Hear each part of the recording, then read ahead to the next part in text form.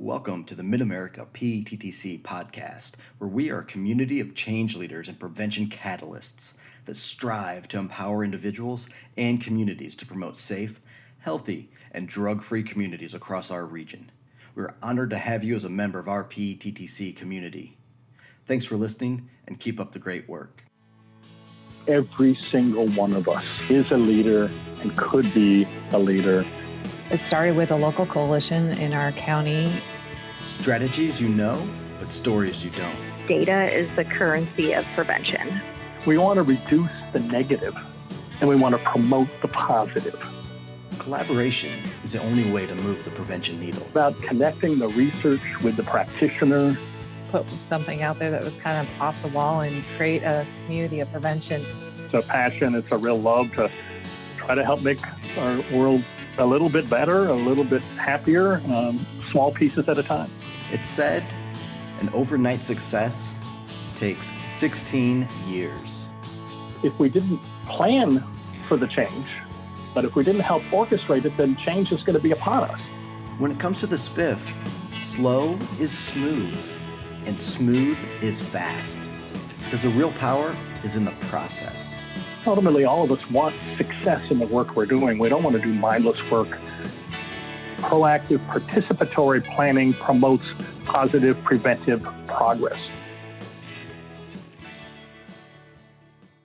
This is the Mid-America PTTC podcast. I'm your host, Dave Clausen, and I am the director of the Mid-America Prevention Technology Transfer Center.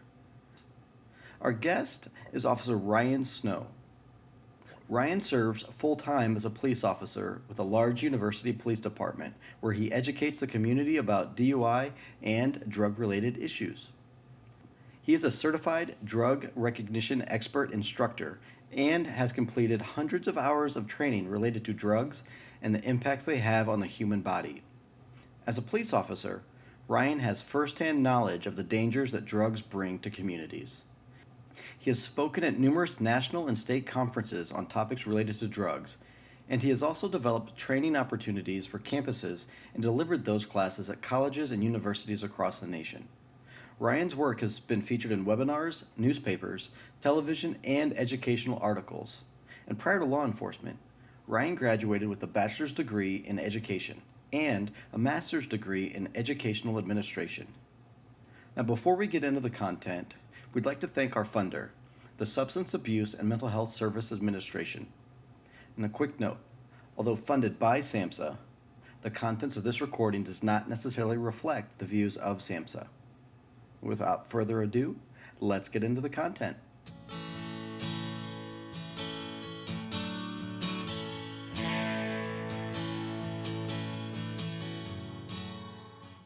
All right, I'd like to welcome Ryan Snow to the podcast. Ryan, thanks for joining us. Thanks for having me.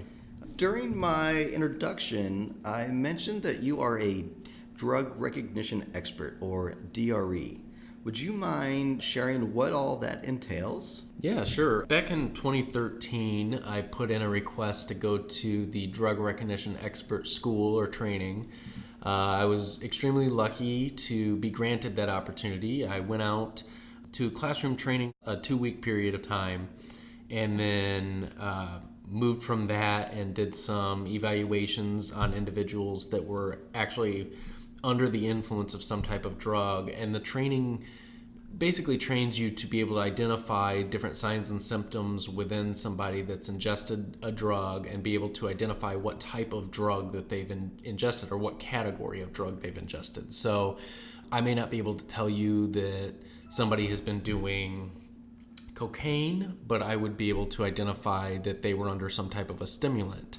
And I kind of have come up with my own way of referring to the DRE school as kind of the PhD of training when it comes to impaired driving, because when officers are hired during the academy, they'll attend the 24-hour NHTSA training, so the National Highway Traffic Safety Administration training. It's a 24-hour program that we teach all officers in the academy to help them identify when somebody is too impaired to be driving.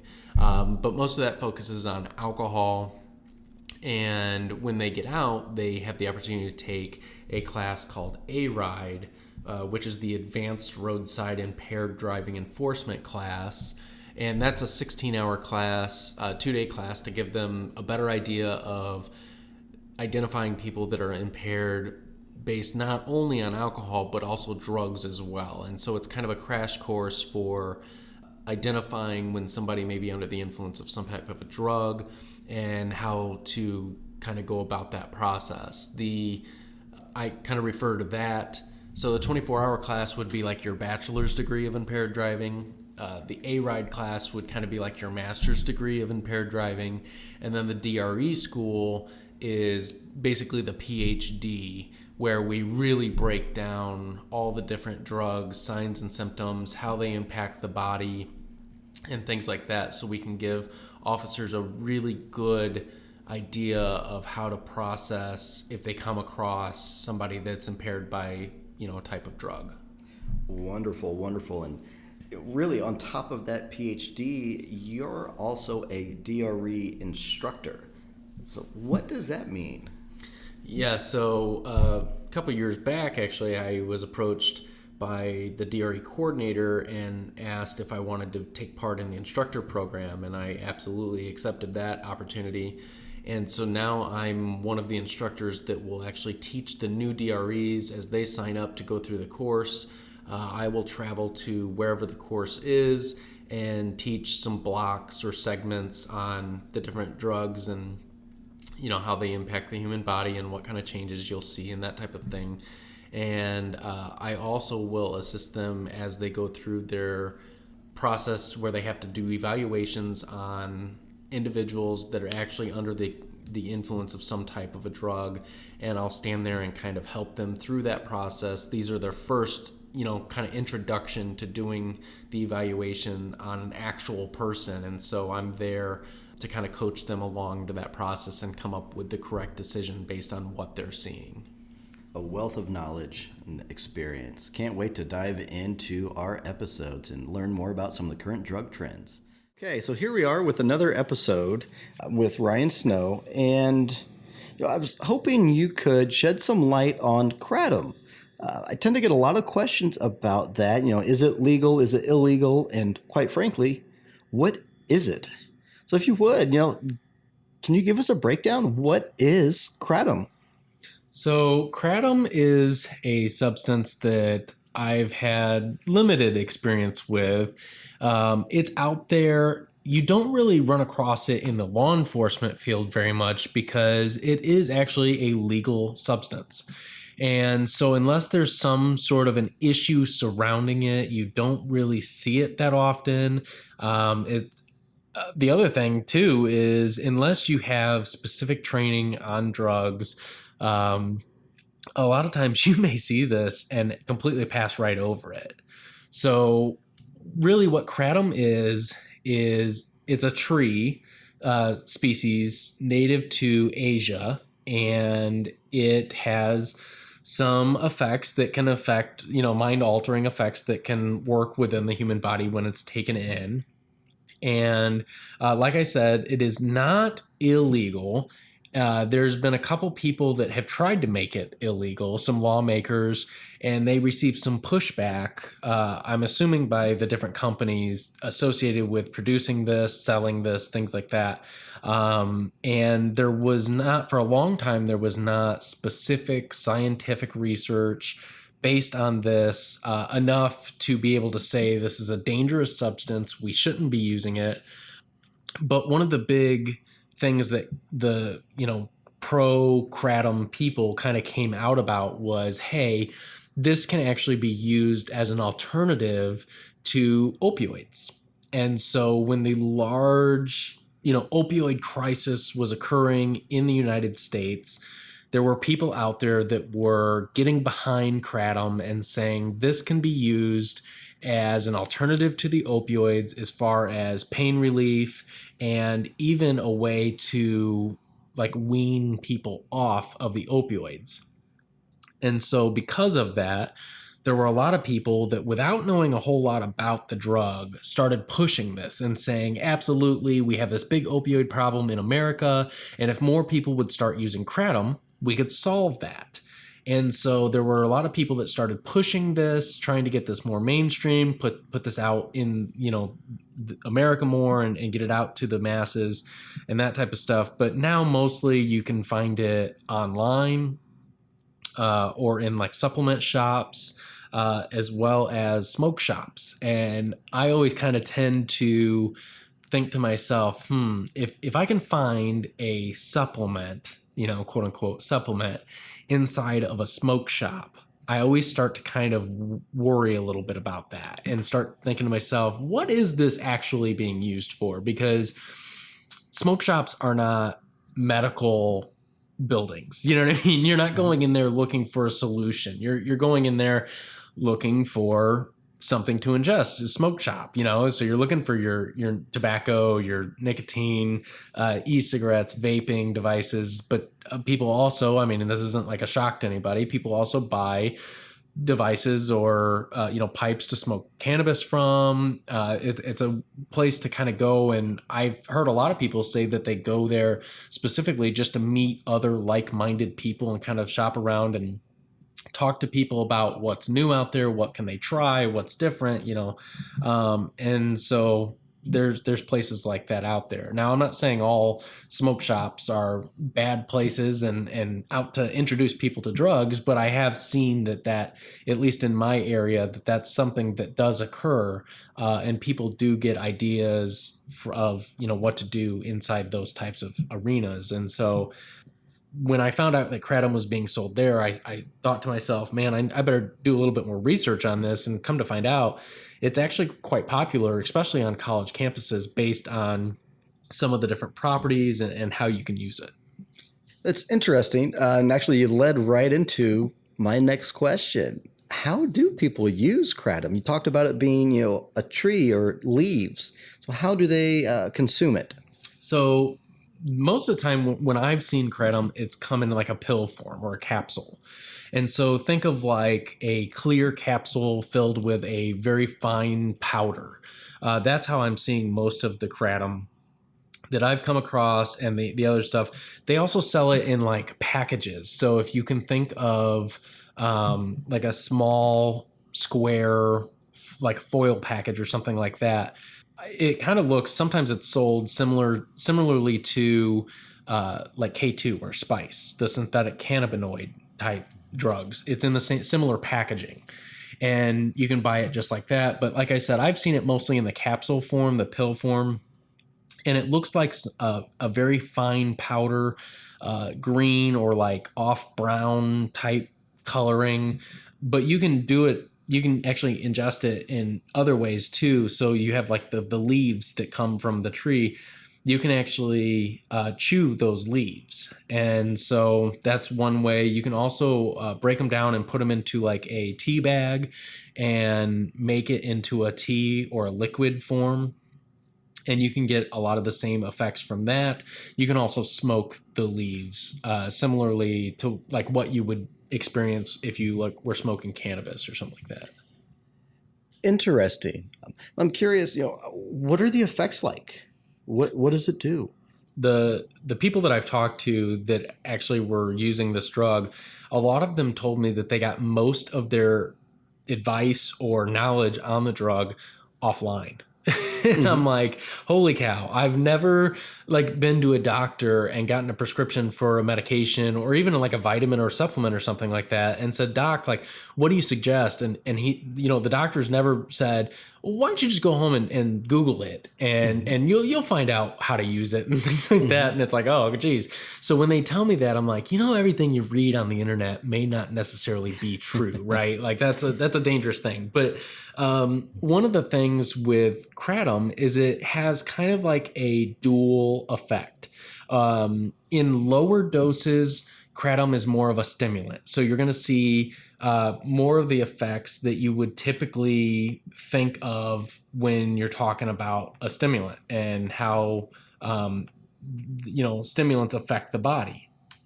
And so you'll see things like, quick speech or higher blood pressure, higher pulse rate, and things like that. And so with seeing those types of effects, that's one way people when they're using kratom, that's one thing that they're trying to achieve is, and especially in the college atmosphere, so they need to study, they need to stay up, they need to have more energy. And so they'll take smaller doses or like micro dosing of kratom, and it will supply them that energy to get through the day. Now, it's obviously not natural energy though. You have to ingest something in order to get that. And so you're having that drug impact on your body. The second thing, or second way, I guess, impact that it shows on the body is in larger doses, it actually acts as if it's an opioid or a narcotic analgesic. And so it'll bring things down a lot further than they normally would. And so that's really kind of interesting specifically to this drug, that it can kind of act as either a stimulant or a narcotic analgesic, which is something you don't see out of a whole lot of drugs. They usually have one or the other type of an effect. But this kind of produces both effects depending on what kind of a dosage you're taking. So it interacts with both of those types of receptor systems within the brain. And when that's the case, you have to really pay attention to how much you're taking and why you're taking it. And so actually that leads me to the first story that I experienced with kratom. Is I had done quite a bit of research on it, but I hadn't really experienced it too much yet. And I walked into one of the local gas stations in the area because I like to go in there and chat with the people that work there and things like that, because obviously a gas station clerk that can be a dangerous job. So you need to be careful while you're there. So I like to stop by and talk to them and see what they're doing. And I came in there and the manager came out and said, "Hey, actually, while you're here, you know quite a bit about drug stuff." And I was like, "Yeah, a little, I know quite a bit. I can pretty much tell you what you're seeing or, what you're expecting to see." And she's like, "I hired a guy that I think is doing some type of drug, but I don't know what it is." And I was like, "Okay, so tell me what's happening." And she said that he'll come into work and he'll be like talking, totally just nonstop talking. And you won't be able to shut him up. And then when they get there to kind of relieve him at the end of his shift, oftentimes it's almost like he's fallen asleep. And they don't really understand that. And I was like, well, okay, so that could be a couple things. He could be taking some type of a stimulant. And then when he crashes from that stimulant, obviously his body is much lower than it should be. So he's starting to fall asleep and things like that. So they're essentially seeing the downside of the drug until he can get the new drug or the drug back in his system and give him the stimulant effect again. But she said that, so I started asking her basically, is there anything else you can tell me about, what you're seeing or what you think? And she said, well, he has these supplements that he takes. And as soon as she said supplement, I was like, kratom. This is kratom. I swear this is kratom. So she shows me, she's like, he left one of his pills, his supplements near the register. And I found it. And she goes, I don't want anything illegal in here. So I want you to take a look at it. And so I picked it up and it was a clear capsule with like a brownish color, green brown powder in it. And I immediately thought, hey, I bet this is kratom. Here's what it is. And I said, the reason he's coming in so talkative at the beginning of his shift is probably because he just took one dose, or he took, smaller dosage of it. And so it's providing that stimulant effect. As that starts to wear off though, with him taking more and more and more of the drug, it's actually starting to provide him the opioid effect. So he's starting to come down, and you're starting to see that at the end of his shift, because he has taken so much, it's taken a hold and made it like an opioid or a narcotic analgesic. And that's what you're seeing when you're releasing him. And she was like, oh my gosh, this makes so much sense. And then she wanted to know, is it illegal? And I told her it's not illegal, but it's probably not a safe, idea to have him using that while he's working, for many different reasons. I mean, he works at a gas station. There's lots of things that can go wrong if you don't, if you're not with it. And so she ended up talking to him, and he did admit that it was kratom and that he was using it, and that he didn't think there was anything wrong with that because it wasn't an illegal substance. And they basically had a difference of opinion, and I haven't seen him very much since, so I don't know if he was maybe relieved of his duties at that job, but they definitely disagreed about it. I just can't help but think too about the driving home after his shift, being, so under the influence of the Kratom. Yeah, I mean, that obviously introduces a whole new layer Yeah. of the use. And if he's an impaired driver on his way home, that's going to create a dangerous situation for other motorists at that time. Yeah. So in addition to, like driving and the sedative effects and, the stimulant effect, can somebody overdose on Kratom? Yeah, so there's been quite a few different studies, right, that have kind of come out trying to figure out exactly what happens when kratom is ingested and what kind of, situations can it impose, and are there deaths created by specifically kratom. And basically what they've kind of decided is kratom will cause death, but a lot of times it's in conjunction with another drug. And so there's been many a time on this podcast that I've talked about the additive effect. And so when you have two different drugs that are similar in effect and you take them together, then you have a much greater effect. And kratom is one of those drugs that can kind of combine with other drugs similarly and create a larger effect that will cause an overdose situation and actually has caused deaths. They've identified that there's been, quite a few deaths associated with kratom, but they've been able to only find just very limited amounts where they can say, this person died of an overdose due to kratom, and they didn't have anything else in their system at the time. Yes, just like you said, that additive effect.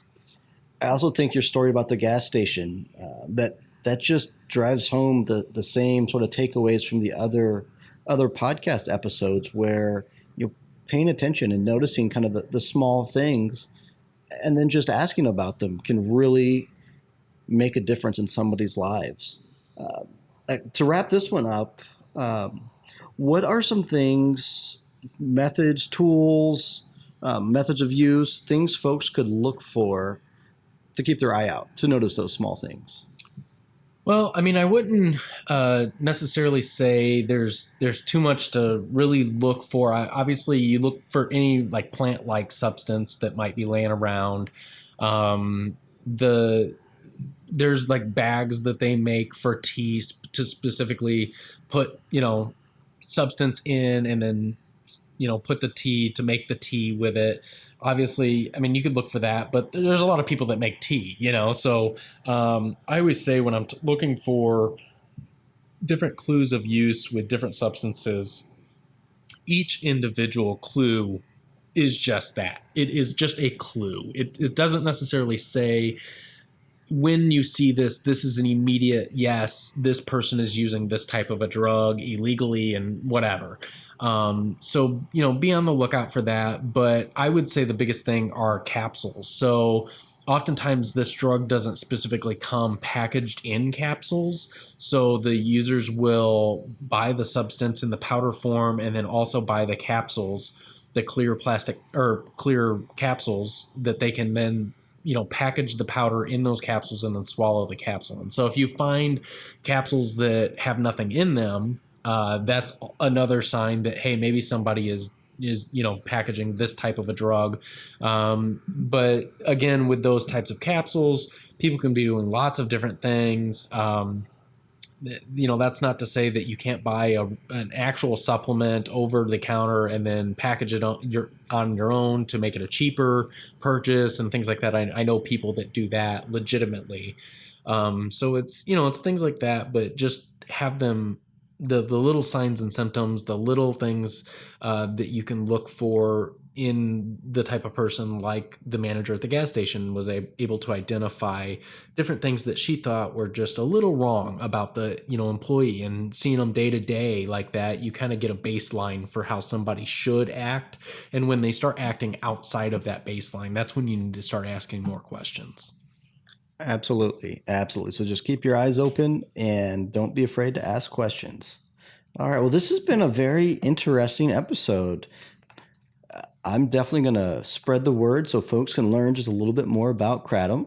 And as we get more information on it, we'll probably be inviting you back to give us the latest, greatest updates. So thank you again for taking time to come on the podcast yet again, and have a wonderful day. Thank you. Thank you.